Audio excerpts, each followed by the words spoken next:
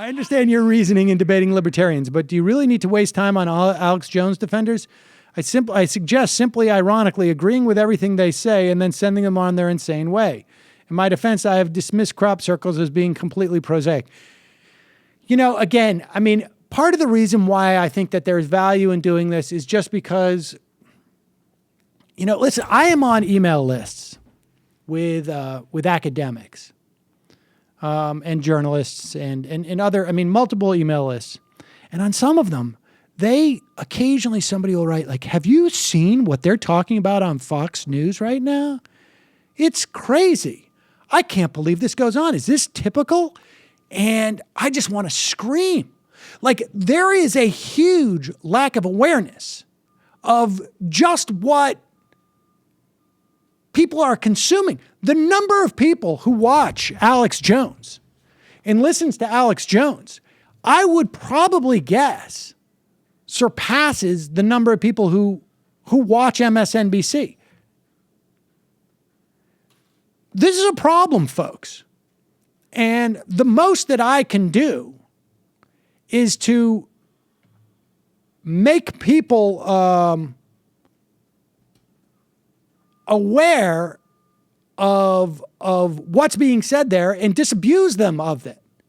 So, it's two-part. Here's an example. Where is this? Okay. And I'll tell you why this is important. This is a perfect example of why I spend any time sort of debunking libertarianism, or I spend any time talking about like what Alex Jones is or Michael Savage is saying in the fever swamps, because our politics are actually animated by a lot of this. And I think it in the mainstream media or in mainstream thought, people don't understand that. And here's a perfect example. I'm going to play a clip, okay, of Dana Loesch introducing the Clinton Cash author, Peter Schweitzer. Now, leave aside the validity of Peter Schweitzer and Clinton Cash, okay? My sense is that we know mostly what there is to know about this. And it's unseemly. I don't know that it's illegal. I don't buy the sort of, they use this to leverage the State Department, but I have no doubt, people know how I feel about Hillary Clinton and Bill Clinton in particular. But put that aside. What's more relevant here, this is more relevant to the point I'm making about what goes on in the fever swamps and why this is important just to expose it. Because I was alive and an adult in the early 90s. I lived through this where there was no pushback.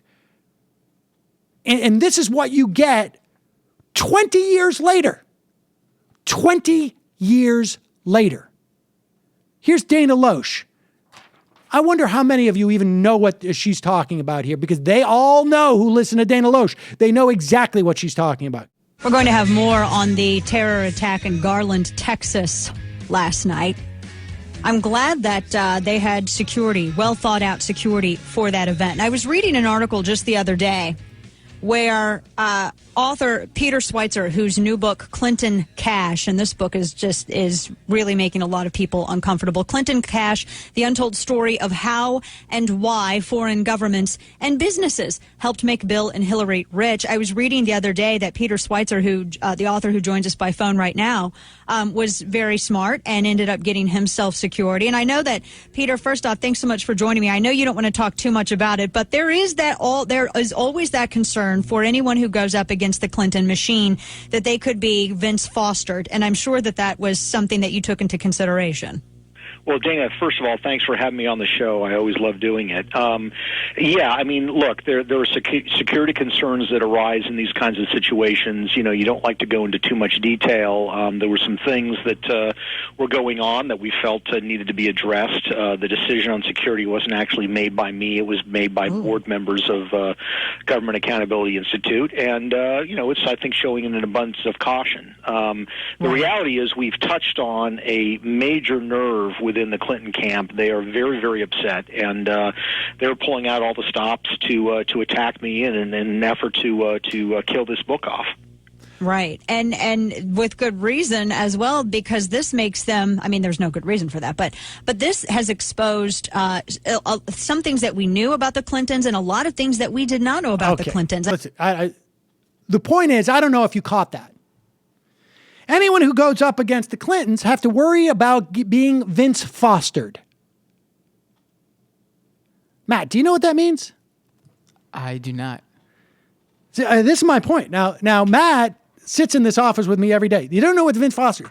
Vince Foster was a Clinton friend. He was deputy White House counsel during Bill Clinton's first term.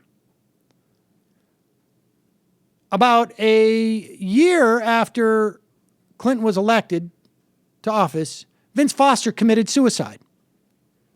I was 7 years old at the time. Okay. Vince Foster committed suicide. The right became convinced that the Clintons murdered Vince Foster and dragged his body. Now, you're laughing. You're laughing at this, right? I am. Okay. It sounds insane. They dragged his body into the park where he was found. There were 3 independent investigations into this. The idea that there was even one is ridiculous. One of them was by the independent counsel, Kenneth Starr, who was supposedly doing Whitewater, who ended up leading to the impeachment of the president because he had sex with Monica Lewinsky. And 22 years later, almost to the day, Dana Loesch simply says Vince Fostered, and everybody knows what she's talking about. The Clintons will kill you if you write a book like that. That's why you got security. Now, think about this. I mean, think about how our politics were just overrun by this stuff in the 90s. And there's a whole generation, multiple generations of people who have no idea, no remembrance about it. And even there's people in my generation and older who had no idea what was going on contemporaneously. And now just see it like, that's just a Looney Tune. Really? Well, Dana Loesch has a syndicated radio show. She's on Glenn Beck's station. She was on CNN. I don't know if she still is a contributor. Don't tell me this is marginal. We're marginal.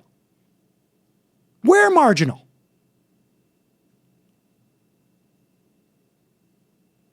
She, who believes the Clintons murdered Vince Foster and dragged his body into a park,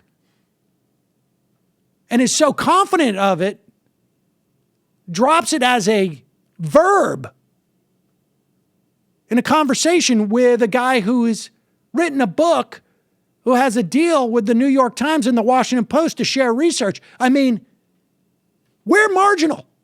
She's mainstream. So when we spend time on this, that's why we do it. That's why I play a clip from Savage. It's funny, but it's also important to know, like, these guys believe this. This is going to be real. This is dictating the politics. I mean, it may not work on a national level in the same way, but you can be sure as hell this is what's driving a good percentage of those congressional races where you see a Republican in there. I mean, there's a reason why Ted Cruz said, I'm going to check out on this whole Jade Helm thing, why Rand Paul said the same thing, why a sitting governor of Texas has put his National Guard or his state guard on alert because of an imminent takeover from the federal government. Are you effing kidding me? So that's why we do it.